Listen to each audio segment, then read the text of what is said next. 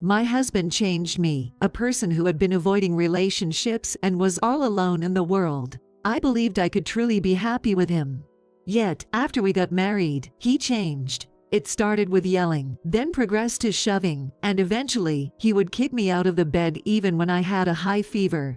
This isn't the my husband I knew. Love turned into fear over time. I want to run away, but I'm also scared to leave. However, I knew I had to tell him in the end.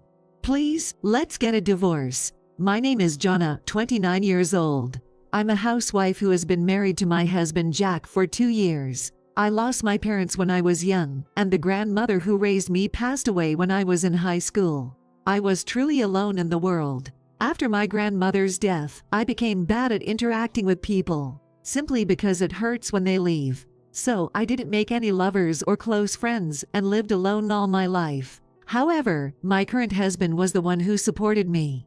I don't know what he found in me, but Jack asked me out on dates numerous times. Even when I declined, he was persistent, to the point where I found it annoying at first. But eventually, after going on dates out of sheer persistence, I found myself getting swept up in Jack's pace, and before I knew it, he became the most important person in my life. That's how we got married 2 years ago, but now, I'm wondering if continuing this marriage is the right thing. Because Jack changed after we got married. A few months into our marriage, he started coming home less. He wouldn't tell me when he'd be back, and would suddenly return only to complain about everything I did. Why didn't you prepare dinner for me? When I explained that I thought he would be late again today, he would sigh and look at me coldly. You're a housewife living on my money, and you can't even do the housework. What a wife you are. Saying that, he would grab his change of clothes and leave the house again. This happened several times, so I started preparing dinner even if he wasn't coming home. But then, he wouldn't come home for a week at a time. Maybe he got tired of me, or saw something he didn't like after we got married. I thought about this every day. I don't want to believe that the memories with the kind Jack were a lie. I don't want to be abandoned. I don't want to be alone. My mind is a mess. After half a year of living like this, I started to think that I couldn't go on this way. I don't want to be a burden to Jack, and this situation can't really be called a marriage. When Jack came home after a long while, I asked him if he wanted a divorce. He looked at me wide-eyed, surprised. It's not like that, Jonna. I've been late because of work. I've been so busy and stressed. I'm sorry for being cold the other day. Please don't say things like that. In a panic, Jack hugged me for the first time in months. Not realizing how busy his work was, I started to feel somewhat guilty. However, without him telling me, I can understand the difficulties Jack faces. I asked him to keep in touch more frequently and to talk to me when something happens. Of course, I promise. Seeing Jack smile, I felt relieved for the first time in a while. For a while, life seemed to go back to normal, as if my worries were unfounded. There were still days when Jack wouldn't come home, but he would keep in touch. Just only that made me happy. But the day on our first wedding anniversary, Jack canceled our plans and didn't show up at the restaurant we had reserved. I was really shocked since I didn't think he would cancel our anniversary. Of course, the reason was work. Trying to accept it because it was work-related didn't ease my sadness. I just wish you had told me earlier. When I told Jack this the day after our anniversary, he glared at me. Why would you say that? Don't you realize I'm working hard? I do appreciate that he's working. But I wished he had prioritized our anniversary. After I expressed this, Jack dropped a dish he was holding onto the floor. The sound of the breaking dish echoed through the room. I never knew you were such a selfish woman. It's a disappointment. Perhaps you had no intention of supporting me. You were just another woman who approached me for my fortune, weren't you? My mother-in-law, Jack's mom, was a self-made woman who started her own company. Jack and his brother work at her company. Because of this, Jack is seen as the future president of the company, and I was told when we started dating that many women had approached him for his money. You're the only one who truly loved me, Jonna. He used to say this happily. Of course, I've never once thought about his family's wealth. When I told him this, Jack looked at me with eyes full of disbelief. Then get a job. You're just complaining about my actions because you're bored. If you truly loved me, you could do it, right? I wondered if getting a job would solve the issue. However, I nodded to Jack's words. I didn't want him to think I was after his money, and more than anything, I didn't want to be abandoned. Maybe I was slowly losing my mind. I started to believe that Jack's anger was because I was hurting him. Eventually, I found a full-time job and started working. If I did some light cleaning before and after going to the office, I wouldn't get complaints about the household chores. Living almost like I was single, one day, I received a call from my mill. "Jonna, I heard you're working. What happened? You quit your job when you got married, right?" I replied with a wry smile, saying I had some time on my hands. My mill has always been very kind to me since we first met. As the CEO of her company, she's busy and we only meet a few times a year, but she always checks if I'm doing okay. I vividly remember how happy she looked when we went shopping together right after I got married, saying her dream had come true. I haven't asked for details, but apparently Jack had a sister who died in a tragic accident. Perhaps that is why she is so good to me, her daughter-in-law. Please make sure to talk to me if you're ever in trouble. Hearing my mill's kind words, I almost started crying. I have no memory of my parents, but I wonder if this is what having a mother feels like. It made me feel a bit warmer inside, and I didn't want to cause any trouble for my mill.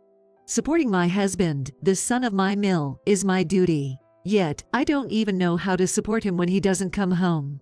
Plus, ever since I started working, the allowance for living expenses has stopped being given. Of course, we can still live without it, but is this really okay? As I was thinking about this, I realized I was having the same problem again. Nothing has changed since those times. Maybe I shouldn't keep doing this after all. Thinking this, my husband came home to our house after a long absence. "Did you say something to Mom?" he asked me, and I told him about the phone call. Initially, he seemed a bit upset, but when he heard I hadn't mentioned anything to Mill, he relaxed and smiled. "That's my wife. Make sure you tell Mom we're getting along just fine." At his words, I asked him if we were really doing okay. "Jonna is doing a good job, so I can concentrate on my work as the next CEO of the company. Once you become the CEO's wife, I'll give you all the luxuries." His belief that these words would satisfy me made me feel sad. I didn't want to be the CEO's wife. I wanted to make a happy family with you. That's all I wanted. As I said this, I felt a shock on my cheek. My husband had hit me. "How dare you say that when I'm working so hard? I married you, and you just need to listen to me." He wasn't the man I knew anymore. Thinking this, tears started to flow. As I cried, he seemed to get even more irritated and said, "Wake me up when dinner is ready," then went straight to the bedroom. That day, I cooked dinner while crying, and we ate the tasteless meal in silence. From then on, it was hell. My husband started coming home more often, maybe because Mill said something, but he was very cold to me. It's not that I haven't considered leaving, but I didn't know if he would agree to a divorce, and I might get hit again. Since then, my husband has nudged me and even kicked me lightly. Because of this, when he is yelled at or his hand is raised, I reflexively freak out. Moreover, it was his idea for me to quit my job. Was letting me work just harassment? I have no idea what my husband wants to me. My only goal has become to be careful not to get yelled at by my husband. In the midst of this life, my husband invited me to Mill's birthday party. There will be a lot of people there, so don't embarrass me. Go to the salon on the day, and make sure to dress properly. In my difficult life, this was the only event I was looking forward to. Looking forward to seeing Mill, I decided to get through to that day. But worst of all, I came down with a high fever on Mill's birthday. I have a 39-degree fever. It might go even higher, so I can't go to Mill's house. I told that, as expected, my husband yelled at me. "Don't get sick at important times. You're really useless." I apologized over and over, but he kicked me through the blanket multiple times. "I'm going ahead, so get ready and come to the house quickly." Even with a high fever, my husband urged me to come. I can't in this condition. Ignoring my murmured voice, he just left the house. I didn't know what would happen if I didn't go. I desperately did my makeup and fixed my hair, getting ready. But each movement was slow, and with my head spinning, everything took so much time. Before I knew it, over an hour had passed since my husband left the house. Waiting endlessly, I received a pressing call from him. "Enough of this. Come to the celebration right now. Don't you dare embarrass me. I hurriedly called a taxi and arrived at my Mill's house. This should keep me from getting yelled at. That's what I thought, but upon arriving at my Mill's house, relatives and guests looked at me incredulously. "Jonna, your outfit." Even my Mill gave me a puzzled look upon noticing me. My reflection in the large mirror at my Mill's house met my eyes. My makeup and hair were a mess. Ragged would be the perfect word to describe my current state. I apologized to my Mill, who looked at me coldly, but she sighed in exasperation. "Jonna, you should leave my son." To this, my husband joined in with a pleased tone. "Come on, Mom, forgive her. Jonna just overslept. She even forgot your birthday." His words, far from being supportive, made me look down. Then there was a loud slap. When I quickly looked up, I saw that Mill had slapped my husband. "What? Why?" Looking incredulous, my husband stared at Mill. "Jack, you forced Jonna to come here, didn't you?" Despite her looking so ill, is that how a person should act? As my husband scrambled to argue, he was slapped again on the opposite cheek. "There's evidence of your affair. Maybe you'd like to explain that." Following this, my husband was led by Mill into the study room. I was taken to the guest room by my Bill, where I rested. Perhaps due to the medicine or sheer exhaustion, I fell asleep as if I had lost consciousness. When I woke up, it was night, and I found my husband sitting formally with Mill, who looked disgusted. Mill noticed me and succinctly explained what had happened. My husband had been seeing someone before we got married, planning to marry her. However, his girlfriend turned out to be a thief, stealing from Mill when she visited. Naturally, Mill banned her from the house and told my husband she would not support their marriage. So, he chose me as a camouflage. The reason was I resembled his deceased sister, and he thought Mill would like me. He believed if I was accepted, he wouldn't be treated poorly. Mill didn't say much more, but surely my husband thought my docile nature would be easy to exploit. "My son was going to leave you when he became CEO. We only met a few times a year, Jonna, but every time we saw each other, you were kind of down, weren't you? That's why I investigated my son and your situation. I'm truly sorry for what my son has done." Everything finally made sense to me. My husband had never loved me from the begging. But rather than being shocked, I felt validated. I had been thinking it was time to leave. Any affection had turned into fear each time I was yelled at or hit. "Mill, I'm going to leave him."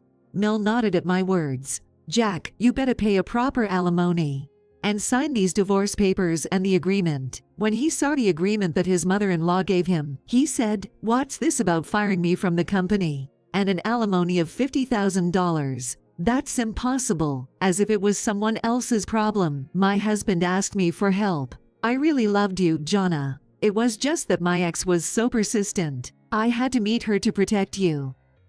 Believe me, my husband was in tears. But those tears weren't for me. "I still have the bruise from being kicked by you this morning. I can go to the hospital and get a medical certificate at this point. Sign the papers if you don't want to be sued." Mill seemed unaware of the abuse, and with tears, she kicked my husband out. You're truly worthless. Don't you ever cross our doorstep again. We're cutting ties with you." Afterwards, my Bill stepped in between my Mill and my husband signed the papers while crying. I couldn't help thinking, if you regret it so much, you shouldn't have done it in the first place. But I guess it's partly because I held back that this happened. Watching my crying husband, I vowed never to neglect my own feelings again. After divorcing my husband, I spent busy days preparing to move and looking for a new job. However, my Bill helped me look for a new place, and my Mill introduced me to a company she knew, so I was well taken care of. I was able to find a job in the same field as before, and I received a job offer recently.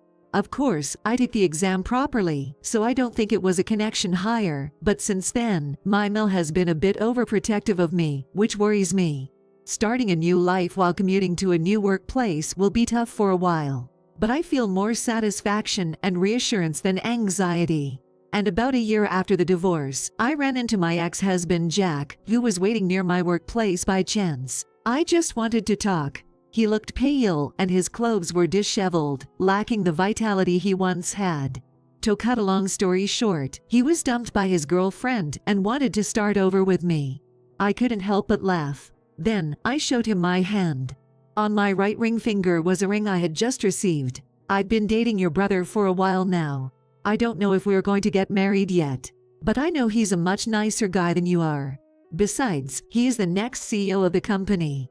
Jack had always arrogantly assumed he'd be the next CEO, but Mill had never chosen him as a successor due to his unserious attitude towards work. My marriage to you was truly painful, but there's one thing I'm thankful for. Thank you for introducing me to your family. I'm being taken very good care of now. As I said this with a smile, my ex-husband collapsed on the spot. He knelt on the ground, sobbing. It was the moment I realized how good it was to have left such a person. Considering everything with my ex-husband, I honestly can't think about marriage yet. Even so, I've decided to trust again the people who supported me during my toughest times. This time, I'll live honestly with my feelings.